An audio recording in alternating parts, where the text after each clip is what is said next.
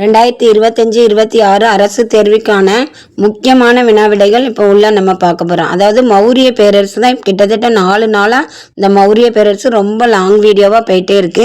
அதனால் தொடர்ந்து இந்த வீடியோஸை பாருங்கள். இதிலே உங்களுக்கு கிட்டத்தட்ட முக்கியமாக தேர்வில் வரக்கூடிய கொஸ்டின் ஆன்சரே இருக்கலாம். இப்போ நீங்கள் படிச்சிங்கன்னா ரொம்ப ஈஸியாக ஸ்கோர் பண்ணிடலாம். ஓகேவா? அப்போ ஃபஸ்ட்டு கொஸ்டின் ஆனது, ஸ்தூபியானது அரைக்கோள வடிவம் உடைய எந்த அமைப்பை போன்றதாகும்? மௌரிய பேரரசோட ஸ்தூபி அரைக்கோள வடிவம் உடைய எந்த அமைப்பை போன்றது அப்படி சொல்லி கேட்டிருக்காங்க. குவிமாடம், அரண்மனை, வட்ட வடிவம், முக்கோண அமைப்பு. 4 ஆப்ஷன் கொடுத்துருக்காங்க. அதில் ஸ்தூபி அரைக்கோள வடிவம் கொண்ட எந்த அமைப்பில் இருந்தது அப்படின்னு சொல்லி பார்க்கும்போது ஆப்ஷன் ஏ குவிமாடம். இந்த குவிமாடம் அப்படிங்கிற அமைப்பில் தான் இந்த ஸ்தூபி என்ன செஞ்சிருக்கு, அரைக்கோள வடிவத்தில் இருந்ததாக சொல்லப்பட்டிருக்கு அப்படின்னு சொல்லப்பட்டிருக்கு. ஓகேவா? அப்போ இங்கே ஸ்தூபியானது அரைக்கோளம் வடிவம் உடைய குவிமாடம் போன்ற அமைப்பை கொண்டதாகும். அதாவது ஆன்சர் ஏ, ஆப்ஷன் ஏ தான் இங்கே ஆன்சராக தரப்பட்டிருக்கு. 2வது கொஸ்டின் பார்த்தீங்கன்னா, மௌரிய பேரரசின் கடைசி அரசர் யார்? அதாவது மௌரிய பேரரசோட கடைசி அரசர் யாரு அப்படின்னு கேட்டிருக்காங்க. இருகத்ரதா, அசோகர், குமாரகுப்தர், சமுத்திரகுப்தர். 4 ஆப்ஷன் கொடுத்துருக்காங்க. அதில் மௌரிய பேரரசின் கடைசி அரசர் அப்படின்னு நம்ம பார்க்க போகிறோம். இந்த கடைசி அரசர் யாராக இருந்திருப்பாரு? அசோகர் ஃபஸ்ட்டே வந்துடுவார். குமாரகுப்தர் குப்தர் காலத்தில் வந்து சமுத்திரகுப்தர் ஃபஸ்ட்டே வந்துடுவார். அப்போ ஆப்ஷன் ஏ பிருகத்ரதா அப்படிங்கிறவர் தான் யாரு? மௌரிய பேரரசின் கடைசி அரசர். அப்போ இங்கே என்ன ஆன்சர்? ஆப்ஷன் ஏ பிருகத்ரதா அப்படிங்கிறது தான் மௌரிய பேரரசோட கடைசி அரசர்னு சொல்லியிருக்காங்க. அடுத்து 3வது கொஸ்டின் பார்த்தீங்கன்னா, பிருகத்ரதா அவருடைய படைத்தளபதி யாரால் கொல்லப்பட்டார்? அந்த பிருகத்ரதாவை யார் கொன்னாங்க அப்படின்னு கேட்டிருக்காங்க. ஹரிகரர், கிருஷ்ணதேவராயர், புஷ்யமித்ர சுங்கர். ஆப்ஷன் டி இந்த 3 பேரையும் சேர்த்து அனைவரும் அப்படின்னு சொல்லி சொல்லப்பட்டிருக்கு. ஆப்ஷன் டி வந்து மொத்தத்தில் ஒரு ஆன்சர் கொடுத்துருக்காங்க. அப்போ பிருகத்ரதா அவர் வந்து அந்த அவருடைய படைத்தளபதி யார் அப்படின்னு பார்த்தீங்கன்னா ஆப்ஷன் சி புஷ்யமித்ர சுங்கர். இந்த புஷ்யமித்ர சுங்கரால தான் பிருகத்ரதா என்ன செய்யப்படுவார்? கொல்லப்படுவார். இந்த புஷ்யமித்ர சுங்கர் யாராக இருந்தார் அப்படின்னு பார்த்தீங்கன்னா பிருகத்ரதாவோட தளபதியாக இருந்திருப்பார். ஓகேவா? அடுத்து 4வது கொஸ்டின் பார்த்தீங்கன்னா, நாலந்தா எதனுடைய பாரம்பரிய சின்னம்? அதாவது நாலந்தா பல்கலைக்கழகம் எதனுடைய பாரம்பரிய சின்னமாக அறிவிக்கப்பட்டுள்ளது அப்படின்னு சொல்லி கேட்டிருக்காங்க. யுனெஸ்கோ, ஐக்கிய நாடுகள், சார்க் நாடுகள், அதுக்கப்புறம் மொத்த ஆப்ஷனாக அனைத்தும் அப்படின்னு சொல்லி சொல்லப்பட்டிருக்கு. ஓகேவா? இப்போ நாலந்தா எதனுடைய பாரம்பரிய சின்னம் அப்படின்னு பார்த்தீங்கன்னா ஆப்ஷன் ஏ யுனெஸ்கோ அப்படிங்கிற அமைப்போட பாரம்பரிய சின்னம் அப்படின்னு சொல்லி சொல்லியிருக்காங்க. ஓகேவா? நாலந்தா யுனெஸ்கோவின் பாரம்பரிய சின்னமாக அறிவிக்கப்பட்டுள்ளது. நாலந்தா யுனெஸ்கோவின் பாரம்பரிய சின்னம் அப்படி சொல்லியிருக்காங்க. இப்போ 4வது கொஸ்டினுக்கு ஆன்சர் ஆப்ஷன் ஏ தான். அடுத்து 5வது கொஸ்டின், பண்டைய மகத நாட்டின் பௌத்த மடாலயம் எது? ஆப்ஷன் ஏ வந்து நாலந்தா, விக்ரமசீலா, சென்னை பல்கலைக்கழகம், அனைத்தும் அப்படின்னு சொல்லி கொடுத்துருக்காங்க. அதாவது பண்டைய மகத நாட்டின் பௌத்த மடாலயம் எது அப்படின்னு சொல்லி கேட்டிருக்காங்க. அப்போ பௌத்த மடாலயம் அப்படின்னு பார்க்கும்போது ஆப்ஷன் ஏ நாலந்தா தான் என்ன செஞ்சிருக்கும், பௌத்த மடாலயமாக விளங்கியிருக்கும் அப்படி சொல்லப்பட்டிருக்கு. ஓகேவா? அப்போ பண்டைய மகத நாட்டின் பௌத்த மடாலயம் நாலந்தா ஆகும் அப்படின்னு சொல்லியிருக்காங்க. ஓகேவா? அடுத்த 6வது கொஸ்டின் பார்த்தீங்கன்னா, குப்தர்கள் காலத்தில் மிக புகழ்பெற்ற கல்வி மையமாக திகழ்ந்தது எது? அதாவது குப்தர்கள் காலத்தில் புகழ்பெற்ற கல்வி மையமாக திகழ்ந்தது எதுன்னு கேட்டிருக்காங்க. விக்ரமசீலா, அண்ணா பல்கலைக்கழகம், நாலந்தா, அனைத்தும் அப்படி சொல்லப்பட்டிருக்கு. ஓகேவா? அதாவது என்ன கொடுத்துருக்காங்க அப்படின்னு பார்த்தீங்கன்னா, யுனெஸ்கோவால் அறிவிக்கப்பட்ட இந்த நாலந்தா தான் குப்தர்கள் காலத்தில் என்ன செஞ்சுருக்கோம், புகழ்பெற்ற கல்வி மையமாக இருந்திருக்கக்கூடும். ஓகேவா? அப்போ இங்கே என்ன ஆன்சர்?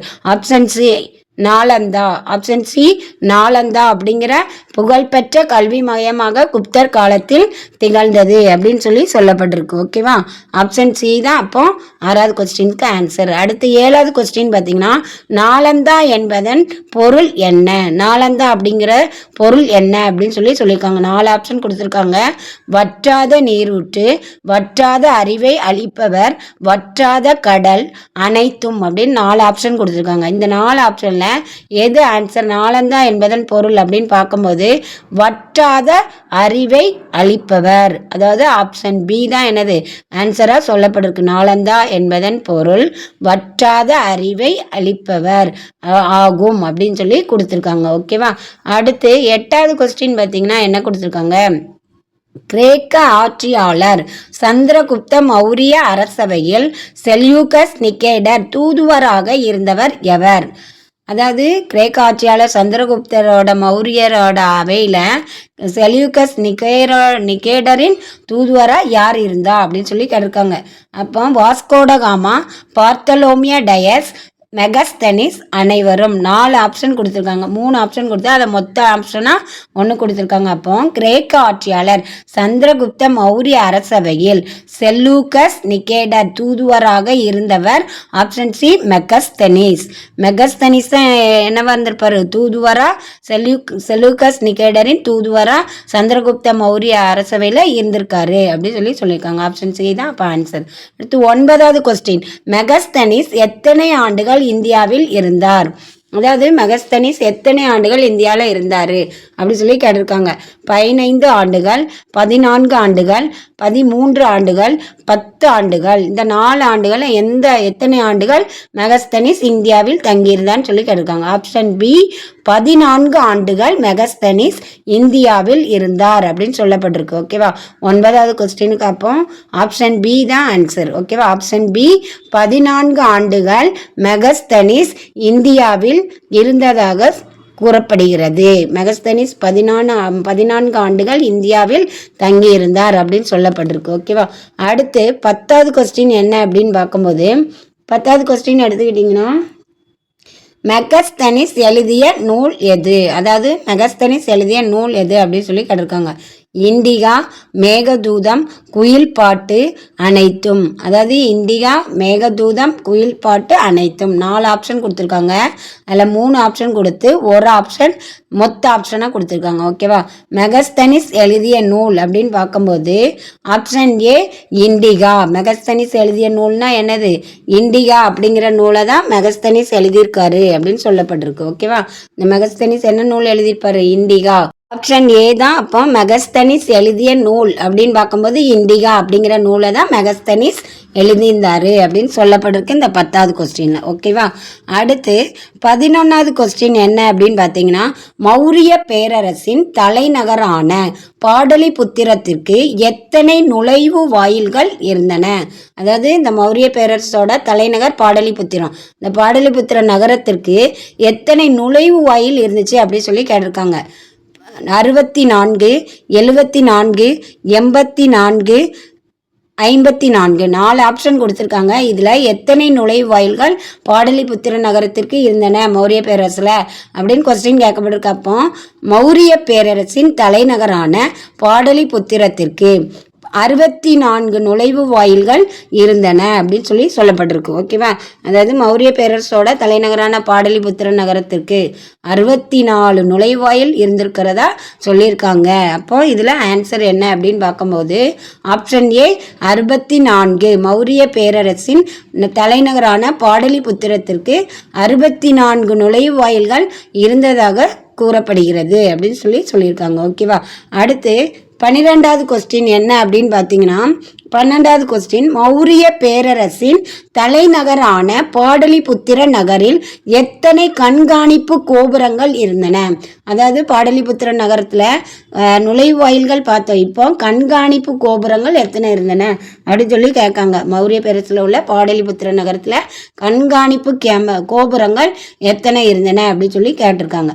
570, 670, 770, 880 அப்படி சொல்லப்பட்டிருக்கு. ஓகேவா? இந்த மௌரிய பேரரசின் தலைநகரான பாடலிபுத்திர நகரில் கண்காணிப்பு கோபுரங்கள் 570 இருந்தன அப்படின்னு சொல்லப்பட்டிருக்காங்க. அப்போ மௌரிய பேரரசின் தலைநகரான பாடலிபுத்திர நகரில் 570 கண்காணிப்பு கோபுரங்கள். ஆப்ஷன் ஏ 570 அதுதான் என்ன கொடுத்துருக்காங்க?